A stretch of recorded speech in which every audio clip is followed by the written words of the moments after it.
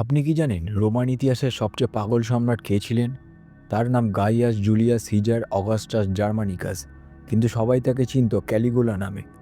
এই লোকটা ক্ষমতায় আসার পর রোমকে একটা অদ্ভুত স্বপ্নের জগতে নিয়ে যায়।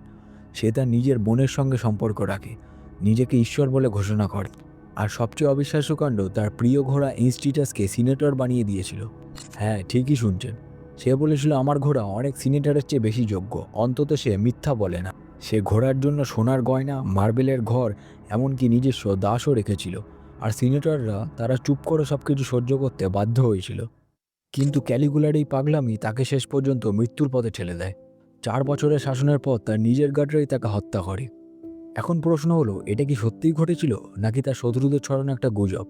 ইতিহাসবিদরা আজও এটা নিয়ে তর্ক বিতর্ক করে। কিন্তু একটা জিনিস নিশ্চিত, ক্ষমতা যখন অসীম হয়, মানুষের মন তখন অদ্ভুত হয়ে ওঠে। আপনি কি মনে করেন ক্যালিগুলা পাগল ছিল না জিনিয়াস?